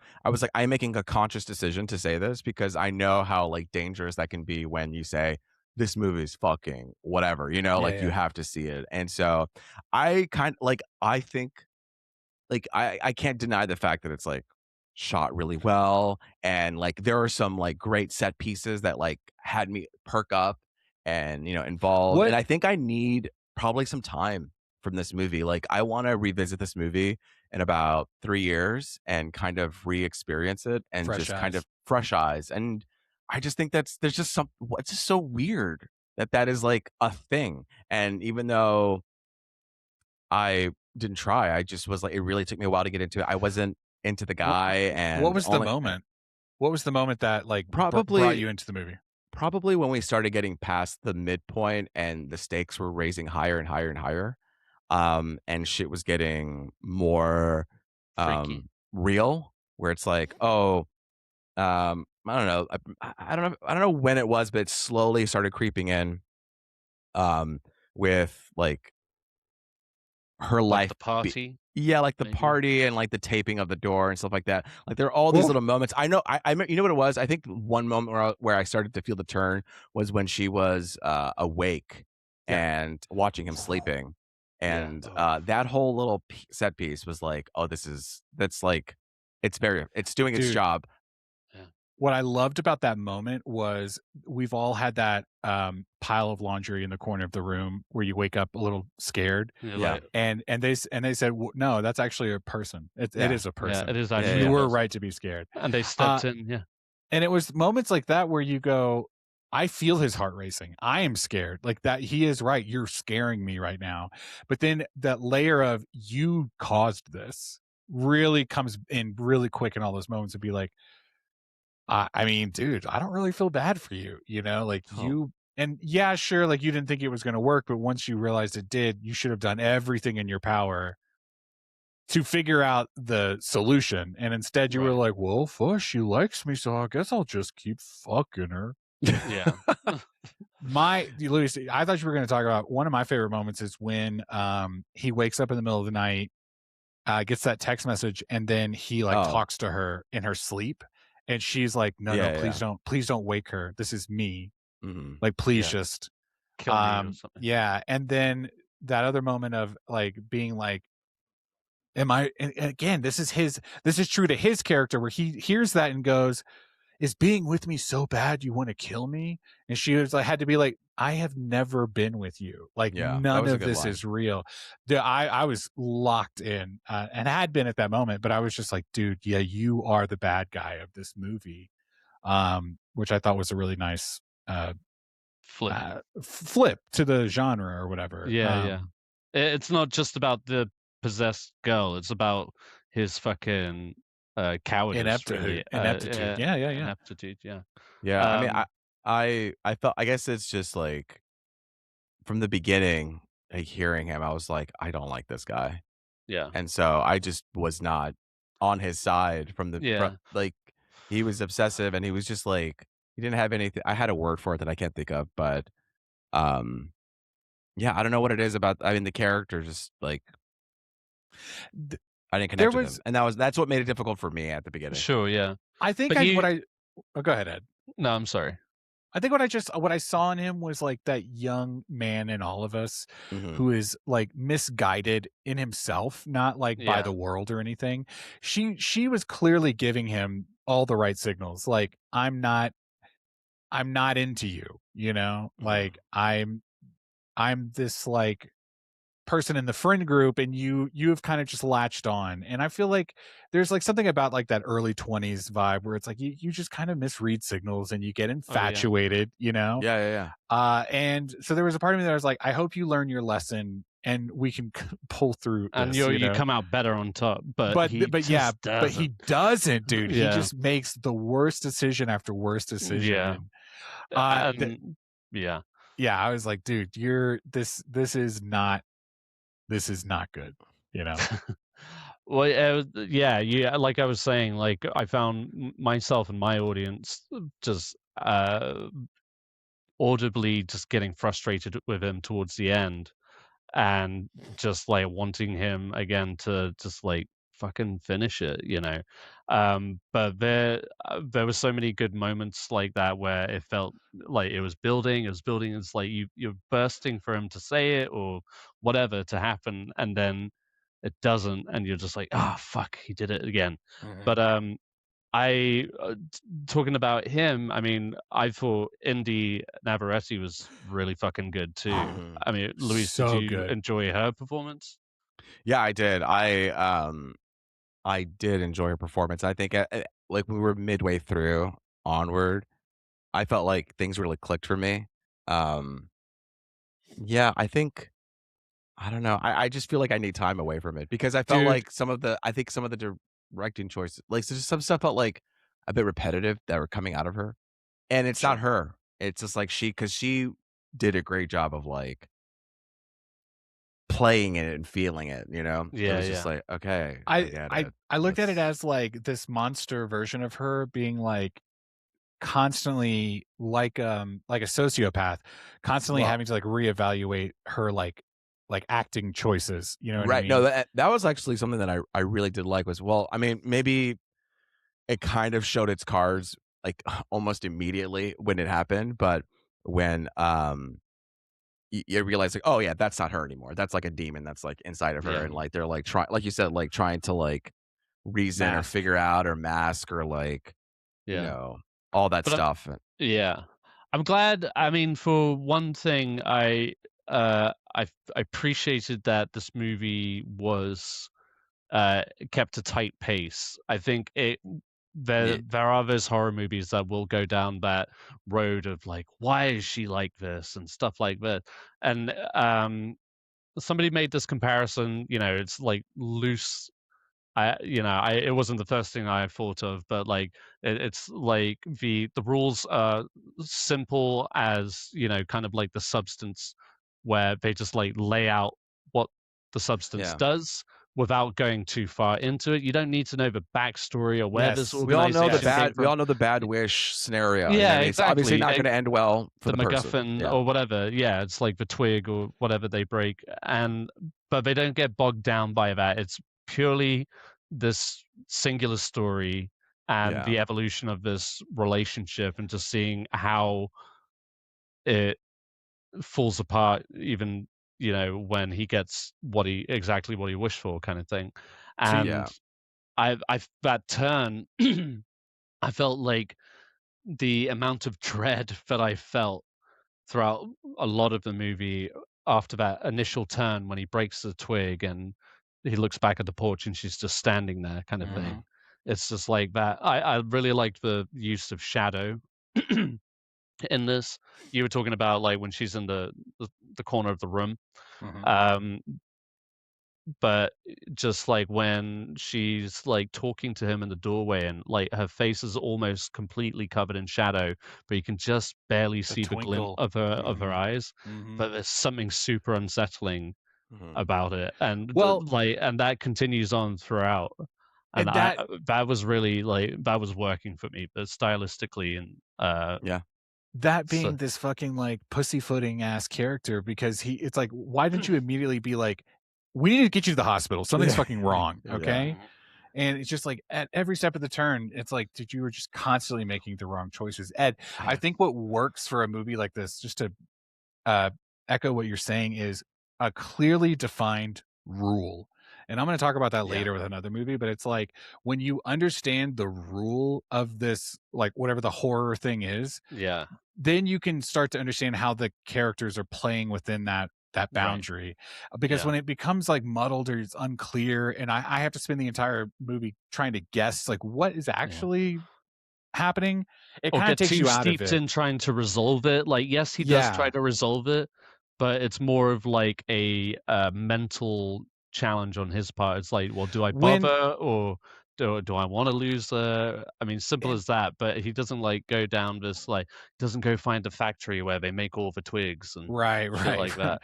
I just feel like as an audience member, it's helpful because then I don't have to guess what the rule is, and I can see when he's breaking the rule or when someone is not playing the game. Then all of a sudden it's like I can understand the choices that are being made. And when I have to. It's like when someone explains the board game, but you don't understand the rules and you just play it anyway. And you're like, the entire time you're like, what am I even doing here? I like when you understand straight away. It's like, no, you need to move this piece and get to this end. You're doing it wrong, dude. You're doing it wrong. You're doing it wrong. And I understand how to play the game and you don't, because you're kind of a puss. But I walked away from this. I saw a couple of horror movies this week, and this one was one that I was very kind of just refreshingly like, okay, I'm glad the structure is helping this movie. So you don't go out for Miguel doesn't go out for horror movies all the time. No, not really. It's not really my thing, and especially when they're you really got to see this. That makes me want to see it even less, just because I'm just like, I don't. I was surprised when you said you saw it too, because you were like, well, like I said, I already took it as a lost battle. I just thought you wouldn't. What it was is fucking. I saw Backrooms, and you guys were like, "Oh, well, we saw Obsession," and I was like, "Well, all right, I guess I got to go see Obsession." You know, like I'm not going to be the one on the podcast where you guys, because what's going to happen is in that moment, you two would be talking about what we're into, Obsession, and it would ruin our discussion of the episode. You know, and then it would make me go, well, I haven't fucking seen it, so I can't really, you know. I'm going to tune out. I was just fucking look at the corner of my room. So I was like, well, no, let me just go see it. And I'm glad I did, because it was very entertaining. And what I liked about like the jump scares, you know, okay, you know you're going to see them. But here they were like, I thought they were used appropriately. Well. Yeah, like the first time overabundance of them. The whole her coming through as like her real self was used, I thought, sparingly. Like that was one thing that I think would get old really quickly, because it would showcase the people not making the right choices even more. But like the first time they're kissing and then all of a sudden she's like, what the fuck? And it was just like, whoa, dude, that scared the shit out of me. And it also scares me that she is present, you know, like it's the hardest moment for me to like swallow was like when they like have sex, and they showed it for the first time. It was like, oh, this is no good. This is no good, dude. And if you can't just like go, oh, you were just like a young guy and you just didn't know what you were doing was wrong. Like, no, bro, this is fucking wrong. And because at that point shit has already gotten weird, but he's just going with it. You've decided that this is worth it, and it's like, oof, that was the first time I was like, you're clearly the bad guy, and it only got worse, you know. And that car scene got the hell out of me. I mean, I was like, I know it's gonna happen because this movie, young director, first time movie. There's a couple things you're just like, I get it. You're doing these beats, you know. And I was like, I know it's gonna happen. So it didn't like shake me. Yeah. But when it happened, I was like, yes, okay, That's yes. good. There's the monster doing the monster thing, you know. Right. And then and it was one of those things where you're like, I'm rooting for them. I'm rooting for this girl, you know. But I also don't want her to win because it's also like not her, doing that. No, I'm talking about the tattoo artist. I was I like her, and I like that she likes him, and I like that she's the only one that's kind of trying to help him understand you're in the wrong situation. But I also didn't want them to work because I was like, no, this guy's fucking up, and you deserve better. You deserve better. Yes, you deserve better. But then that moment when you knew it was going to happen because it was like this the monster's crazy. The moment she texted her under the night, I'm like the moment the movie even started, I was like, she's gonna die. Like I just know it. Like the whole thing is literally like she's completely obsessed, and the fact that there is somebody else who like kind of has a flirt with him, gone. She's dead. So when it happened there, I was like, well, here it is. And then the way it was framed, I was like, it's about to come. You know exactly. Yes, but that's what I like. Is like that's what I mean. It's like they gave a reason for her to be this monster, but this is also like a little bit of this is a mirror to real life. There are relationships like this. There are partners out there, male and female, that are like, I am jealous to a degree that it's like we're playing this dumb game and you have to kiss the girl to your left. Like there are people out there. There are people out there that would set them off to a degree to do something like that. Right. And it's very believable. And it was just one of those things where I was like, after that scene, and then she texts him in the middle of the night, like, I need you to come here. And if you're not going to come here, I'm going to go there. I was like, I'm not trying to victim blame, but bitch, no. All right. Like you take the warning signs. Like, don't do this. Like you're really opening yourself up to, at the very least, trauma, you know? Right. Yeah. But yeah, it a little bit of head trauma. Am I right? Can I say what I wanted from that scene? One more thing I wanted from it was, I don't want to spoil. We're gonna just spoil this moment, but like she bashes her head in from the car seat. She like puts a brick in there and bashes her head or whatever. Great, love it. Super gory, fun. When she walks around to the other side to do that whole like, oh my god, baby, I'm so sorry moment, they cut back to the smashed face again. And I tell me if I just missed this, but I kind of thought she was gonna still be a little alive, and like the eye was gonna like look at them, you know, and then and not. I was I was kind of waiting for that moment to be like, oh my gosh, she's gonna see this monster one as she is like one last second before she dies, you know.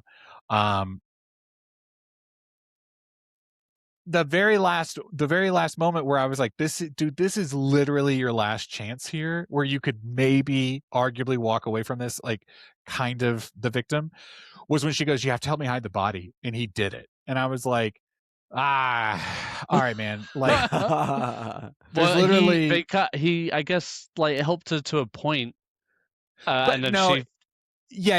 But all of that in court would have been argued, you know. Like, sure, it's like, of course, no, yeah. you did not immediately like run. I could justify you being terrified and shock and being like, oh my god, I just saw this like really traumatic, violent death, you know. And it's like, I think you could argue that point, but the moment you were like, yeah, I'll help you. And then it's like you didn't immediately okay. I thought he was going to run to a police station covered in blood. He runs to the store, and it's like, no, man. Okay, I'm gonna fix the we're beyond that. Like, and it's not her fault. I understand. It's like this monster who's done it, but it's like you've just now again for the 10 millionth time this movie have made the wrong decision. You just like cannot help yourself, you know. And it was. I enjoy this movie. I know you guys were giving me shit because I don't. Look, I'll say it, this Curry Barker thing with his glasses. Like, he showed up out of nowhere.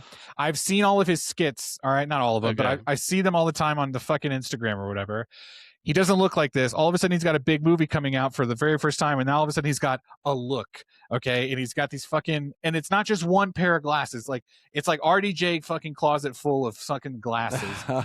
And I'm like, you're not RDJ. And also, it's like, dude, I get it. You're young, and you're trying out your looks, and you're figuring out your thing.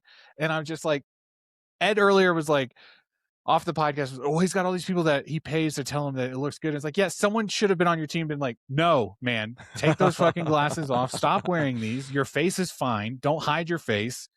Just fucking. Maybe it's sunny outside, you son of a bitch. Inside when he's giving fucking interviews? Get the fuck out of here. I don't give a shit if he wears sunglasses outside. I'm just saying, like, he shows up on these videos and it's like the fucking douchiest glasses I've ever seen in my life.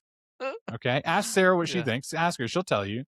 And then it's like, and then it's just like, okay. And then everyone's like, oh my God, his movie's so good. And we're going to pay him $100 million to do his next 10 movies. And it's like, okay, great. Great. He's found success. He's just going to buy more fuck ass glasses. All right. I guess if that's how you can be for Halloween. And I might. Yeah. It felt so much more pointed, I guess, because it was like one of the first things that you talked about after I saw that movie. And I wasn't aware of like his career prior to this at all, and like I had to look him up to like see how he looked. And I mean, yes, there are a bunch of pictures of different glasses, but it's a lot of glasses. Right. But it would have felt so much, I guess, weirder if it had purely been just like because you'd seen a picture of him on the internet and then decided, I don't like this dude. I'm not going to see his fucking movie, which is what I thought was happening. I'll tell you like this, genuinely, I was just like, I don't want to see any fucking Curry Barker shit. Eric and Luis and me are on a different group chat, and Eric sent some video, or Luis, I can't remember, some video about Boots Riley. And I commented on that video to them being like, if you had never told me who this man was, I would have said his name is Boots, okay? Mm-hmm. Because there's something about his look that I'm like, that matches you and your personality. And maybe it's because I've seen this kid before in all these other videos, but I was just like, oh, you're putting on something that is not you. The glasses are wearing you and not the other way around. Okay. And it's just like, what I want from you is like, to be genuine. Okay. You're excited to sell your movie. You're about to become this persona, of whoever it is you are. Be genuine to this person. Sure. Yeah. And who the fuck am I? Yeah. I didn't make the movie, whatever. Like I'm not knocking the success of the movie. It's the fucking glasses. Stop wearing those glasses, please. I'm begging you, dude. Like, you don't have to be this like made up version of yourself. Like, you're good enough, dude. Yeah. Well, that's his next movie. Enough. You're good enough, dude. Until his next movie, yeah. I don't know. And that's one of the things I walked away from this movie going. And I want to also mention, I saw Backrooms, who also had a first time, and I'll get to it in a minute. Yeah. But a first time director, and I think it's interesting seeing both of these movies get a lot of acclaim this season. Right. I'm talking about in the summer. And it's these like kind of young kids who are kind of like figuring out. And I kind of think Hollywood's about to bank. Fucking thank you, Ed. I appreciate that. Thank you, Ed, for leaning off camera for that. Yeah. Hollywood's about to bank on both these directors, and I think one of them is going to win. It's kind of like when Ari Aster and Robert Eggers both came out the same year. Yeah. No, it'd be interesting because you could say like Robert Eggers has been at least more consistent with his style and his material, whereas Ari Aster has done some more interesting things. For better or worse, like people had mixing opinions, but I could see that. Obviously, I haven't seen Backrooms yet, but I know that's like a whole part of it is like it stemmed from these YouTube shorts or whatever. So Miguel, why don't you take it away? Why don't you tell us about? Honestly, I am going to take my headphones off for this part. We talk about Backrooms because I don't want to know anything about it. Can I actually tell you, Luis, I don't want to talk about the movie as a whole, or like spoiled moments or anything. I want to give there's one story I want to tell that I want you to hear, and it's not really. Okay. I promise you, it's not going to spoil anything. Okay. Okay. That's all I want to say is I'm going to tell the story. Okay. So I saw Backrooms. I've seen 3 movies this week, and they were back to back to back. Monday, Tuesday, Wednesday. Okay. I can't believe. Wow. That's the dream. That is the dream. Dude, my AMC A-list, I looked at the numbers today. I was thinking about it. I was like, I've had it for almost 3 years. I've spent a total of almost $1,000, which sounds like a lot. Okay. Think about this. Okay. on the monthly cost. It's like $25 a month or whatever for 3 years. And you go, that's a lot of money. Okay. I then did the numbers. Okay. And I was like, if I saw 4 movies a week in IMAX, okay, at an IMAX premium theater pricing, 4 movies a week for 3 years, I would have spent over $11,000. Okay. Me. So a part of me was like, oh, I've wasted some of this money because sometimes I don't go see a movie. You made up for it. Right. But then I look back and I was like, well, could be worse. Okay. Mm-hmm. Like I could have I could have paid for every single one of those. I could have paid for every single one. I got a lot of rewards. Anyway, sorry. That was my AMC A-list rant because I saw a lot of movies this week. But I went and saw Backrooms. The only thing I'll say is comparing the 2 movies, what I liked about Obsession is like there was structure to it and characters to. I'm almost done, Ed. I know. Sorry, I can't help it. There was like structure and character, and I know it's late for you too. And it gave me something to watch. Backrooms, what was a little bit hard, it was vibey. Okay, you had to really buy into the vibe. Did I have a good time? Yes, that's all I'll say. Okay, I did have a good time watching that movie. But I want to tell you this one thing. Okay, so after like the big moment of the movie, I won't spoil anything. Okay, like the last 10 minutes of the movie gets really quiet again. Okay, and all of a sudden I was like, oh my god, what a strong like sound design choice they've made as a collective of creatives, excuse me, because like all of a sudden what was happening in this last like 10 minutes was there was like this sound, like a whirring kind of like kinetic sound. Okay. And what I realized was like, oh, it's like, imagine you're in a room that's 4 walls. Okay. And outside of that room is someone blowing the AC really hard. Okay. And so what I realized in that moment was, now you're not standing directly in front of the fan, hearing that whirring and that loud noise. You're in a room isolated by it. Yeah. Oh, what they've decided to do is go, you as the audience are in your own back room in this moment. Okay. And there is 4 walls outside of your 4 walls and 4 walls outside of that. And it became this moment of, oh my God, at this last 10 minutes, they go, we're going to really sink in this feeling of Backrooms for you. And it went on for the 10 minutes and it went on into the credits. And I was like, oh my God, even into the credits, they're like, walk out of this theater feeling this noise, feeling this back room. You are going to walk into another hallway and another hallway. And there's like psychology of it all is really going to linger. And I'm like chills at this point. I'm like, oh my God, they fucking sold the shit out of this feeling. I walk out of the theater and I realize I still hear it. And I was like, wait, what the fuck am I listening to right now? And then I realized I fucking walk out to the main door and this huge hailstorm has come through Colorado. No. And for the last like 10 minutes, it's just been ice pounding on the roof of our theater. Oh my God. No. And I was like, what a fucking bold choice. I'm like so into this. I'm like, God, the fucking cinema is alive. And, and then I had to literally like walk to my car getting like pelted by ice. Trying to like hide. There's like cars parked under the freeway, like blocking traffic because they're trying not to damage their car.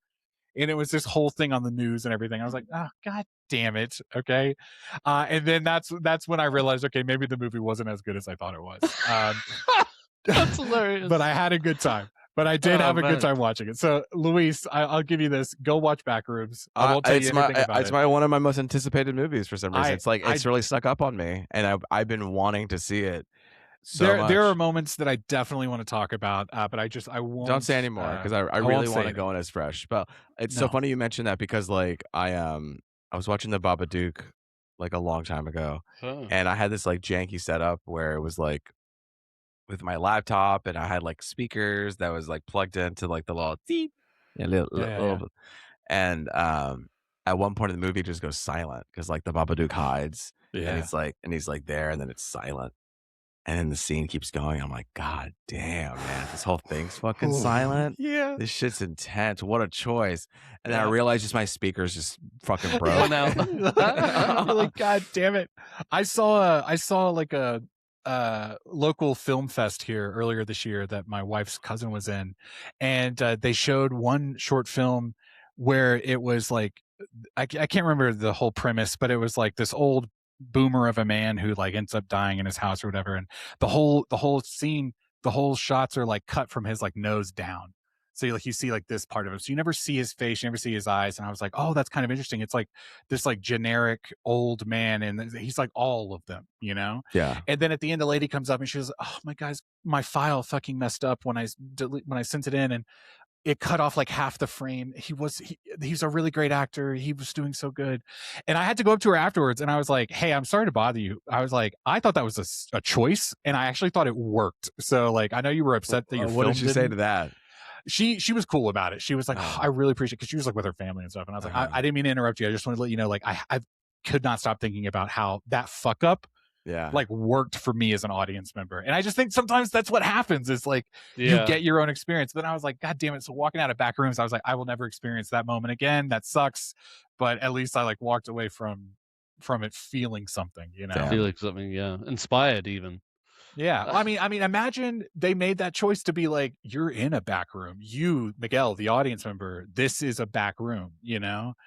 And I was like, oh, whoa. I will say this. I did come home, and I was the only one home that day.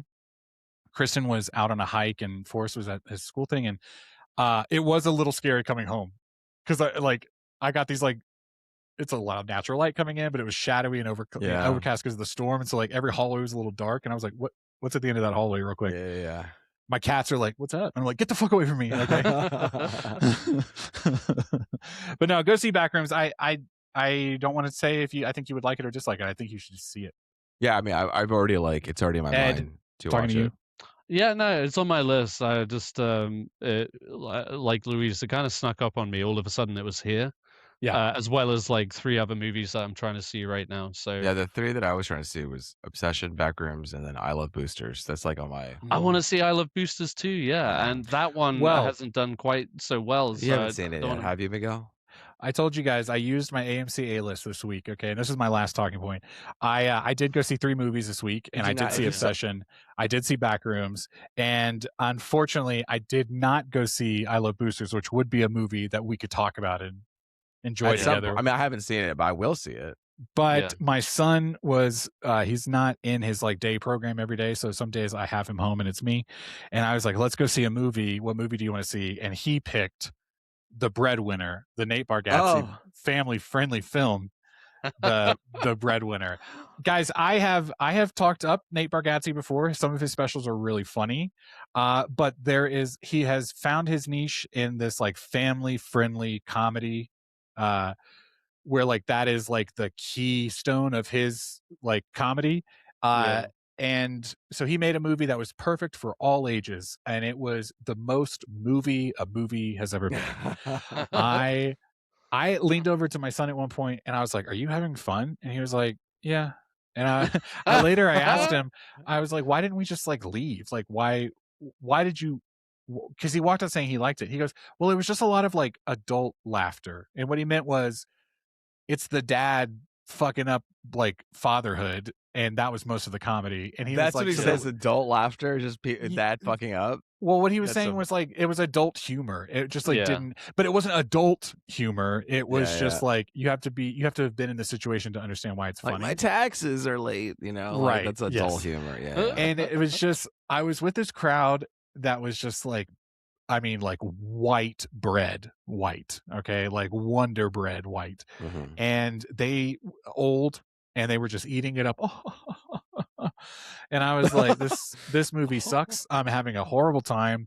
Like Nate Bargatze, he can be funny, but he's just not a good actor, and so he just like mumbles a lot of his dialogue, and it's like, it makes it real. It makes it grounded when you mumble. Sure. I'm just kidding. Yeah, it was definitely a choice. And it's like Mandy Moore is in this, and it's like, oh, kind of like Mandy Moore is like not the upper echelon of like greatest actors of all time, but it's like, don't put her in this movie either, though. Like she deserves better, you know? Oh, okay, yeah. And it's like she could, you know, everyone got paid, and I'm happy for that, you know? Yeah. Eric probably worked on it too. The best part, he might have. The best part of the movie is at the end they do not bloopers, but they were like they like cut a lot of his stand-up together, and then you realize like a lot of the bits that they wrote into the movie were like inspired by his stand-up. And so then it was fun because you got to see like the connection or whatever, and I thought maybe my son would be into that, and he was just like, can we go? And I was like, oh dude, growing up in the 90s, like a blooper during the credits is like top notch. You want to like run it again. It was so hot that even Pixar was making fake bloopers for their movies. Yes. And he was like, I'm ready to go. And I was like, you know what, man, me too. Let's just fucking get out of here. But yeah, no, I only mentioned it just because I was like, of this like run of movies I went to go see this week, like I made an effort. I was a little bummed that was one on my list. Like I was not interested in seeing that at all, but like I needed to kill 3 hours in the day. And it's a true AMC moviegoer experience. You got to have at least one of those. One to stinker. Put it in the mix. Yeah, just like change it up. You know what? It was hot out. The AC was going. But you know what? You came out of it with 3 reviews ready to go. I could see a 4th movie this week if I want to. You could. Really could. Masters of the Universe. Let's go tomorrow. Dude, tonight they had a fucking thing at 7:00 in the Dolby Theater. I could have gone and seen it tonight, but I was like, oh, well, we're doing this. So but I was like, if we'd like recorded on a Thursday, I was going to go do it. Shit. Like, but they did not near me, but oh well. I was surprised, but it was a full theater. People were excited for that I know. one, so. Ed's going to see Masters of the Universe. Are you going to see Masters of the Universe, Miguel? Probably, again, just because I have time right now. And it's like I can get out of the house and go do that. Am I gonna like it? I don't know. I mean, I like I said, I think I texted you guys. I was like, oh, I guess what's it called? Master of the Universe is pretty good. You know, is what this reviewer said. I was like surprised. And he said that the trailer was not good, like because the trailer like sells the promise of like, well, this is a real action hero, we're doing some real shit, you know, but it's like very self-aware and like that could be good, kind of like the Brady Bunch. Well, I mean, this is kind of reference, but like the Brady Bunch movie where it's like they're parodying themselves in the 90s one, and so it's kind of, I guess you'd say, I was like, okay, wow, like it's someone that I actually like. I appreciate your opinion, so we'll see. I probably still won't see it. Oh, okay, fair enough. Got other priorities, you know. Yeah, I want to say this real quick. There is, man, I have so many what we're into that I was like, I'm not gonna talk about it, and now it's like I'll never talk about it because it's like gone. But one that I will say, well, there's 2. I'll say real quickly is we're talking about horror stuff and the funniness and obsession.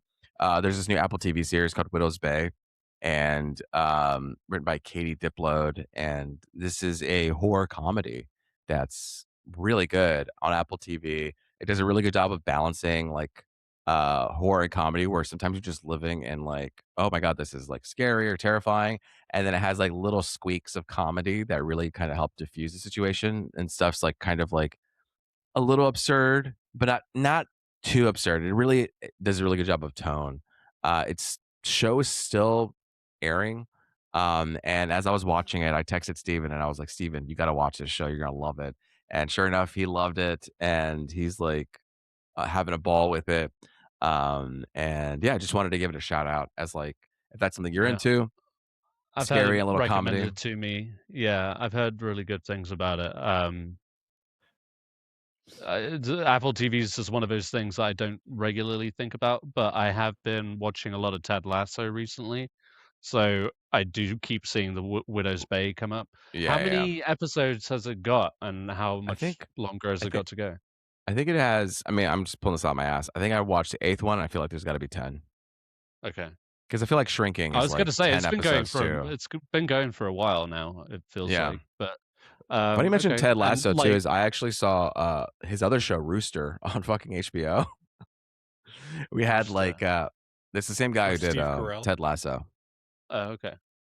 That guy is like, dude, he's banking money. I didn't realize he was also the guy who did fucking Scrubs. And I was like, oh man, this guy like is making a career. Like he has a fucking. He's like, yeah, he's like the Taylor Sheridan. He's like the fucking American Horror Story guy. He's like Shonda Rhimes. You know what I mean? Like this guy is just banking stuff, Shrinking. What else is he did? Rooster. This guy's just fucking pop, pop, pop, pop, pop.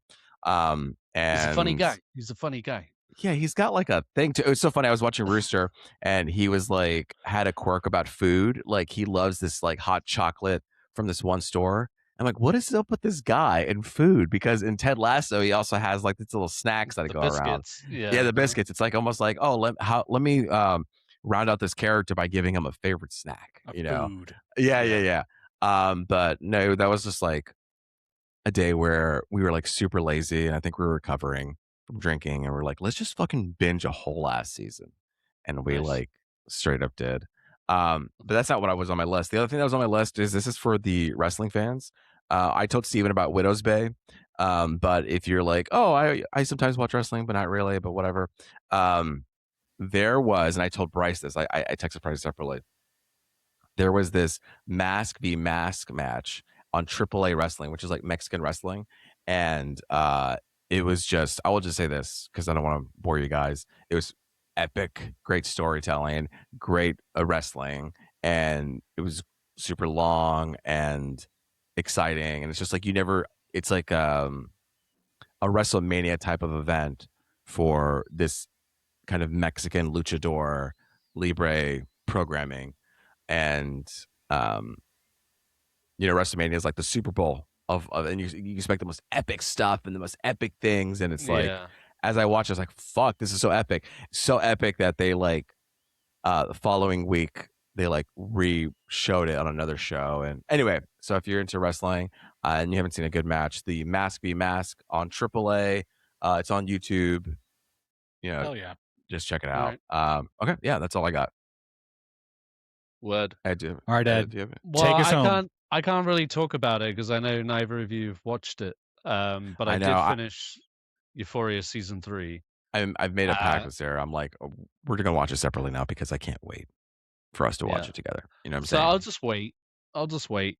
I've got thoughts, but it's not worth saying it until you guys have seen it. So cool. But I did do it. I did watch it.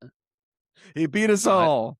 I beat all. That does blow my mind because it was like you guys weren't watching Euphoria. I did Euphoria, and then I took a huge break, and then I didn't watch this season at all. And you were like, I watched the final. And we led right into it. Yeah. Which in I don't hindsight, think Miguel's glad gonna see I the new did. season. Yeah, I'm starting. I really don't think you will. Unfortunately, it's like some of the like reception to it has kind of made me go, do I want to? Waste my time. I would like for you to watch it, if only to see what your opinions are of it, because I know you'll have some thoughts. But hey, it's my girl Rue, never say never. I had already ruled out Obsession, so the fact that you saw that in a quick 24-hour turnaround, that was like whiplash. I'm proud of you. Yeah. So and I thought you already saw Mortal Kombat 2, didn't you? Or was that like a long time ago you saw Mortal Kombat 2? It was a long time ago. I was just like, what's the point of me talking about it? Love that. I love this energy. Did you see the first one or the second one? Did you see the first one as well? I saw both. Yeah. Okay, so out of the two, which one do you like the most? Second. Okay. Nice. Because second one, I'll just say this: the second one, it cuts straight to the through the bullshit. It's all silly. It is absolutely absurd. And for a movie that's about fighting, you wish that the fights were better most of the time. But there's like more of the fights. There's more violence. There's more tongue-in-cheek humor. The Australians are great. And yeah, it's just silly fun. It was just like, and it didn't take itself too seriously. Yes, go. Now that you saw Mortal Kombat 2, do you think you're going to watch Street Fighter? Like, do you want to do like Armageddon Deep Impact? Yeah, I would actually. I feel like Street Fighter is going to be better than Mortal Kombat. You're our guy. Yeah, well, Street Fighter seems like it has a little bit more style to it and substance. Yeah, I agree. I'll say style anyway. I don't expect either of these movies to have a lot of substance, but I don't want it to take like Mortal Kombat 2 did exactly what it needed to do as far as like story. It didn't get bogged down into weeds and stuff.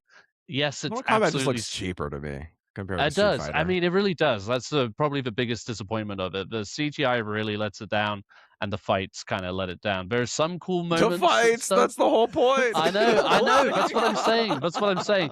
But it's fun enough that you're into it, kind of thing. Yeah. And it's just silly, but yeah, no. That, and to that point, Street Fighter at least looks like the fights they're trying to do it well. So we'll see, I guess. We'll see. But yeah. But yeah, that was many. I saw that like opening Friday when that came out. So on IMAX. In IMAX. Yeah. In IMAX. What an episode, you guys! I love us. I love this. Damn. I was the way you both came in with a certain kind of energy. I did not know where this podcast was going to go tonight. I swear. Grumps. But it was okay. It was all right. We had a good time. I'm glad to see Luis. I haven't seen you in like 3 weeks, 4 weeks almost. I know. And Miguel I've been seeing, but fun. What a fun energy to end on. That's nice. Yeah. I feel loved. Just kidding. Love you. Probably next week. I mean, you guys are going to see He-Man, Masters of the Universe. So fuck it. Let's just like if I can squeeze in Backrooms, I will. Oh well, me too. That's for sure. And then we'll do a double feature. Get more into you it. Could do you could do Masters of the Universe, and then if we catch up and blah blah blah, we'll see.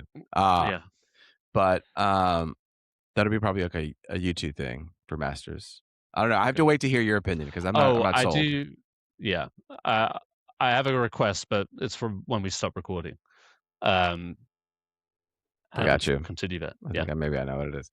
Thank you guys for listening so much. Until next week, it's been me, Luis Gonzalez. With me's been Miguel Sanchez and Deadpool. And until next time, later, getters. Bye. Night. Get over here. Could have used that reference 3 weeks ago, Ed. Yeah.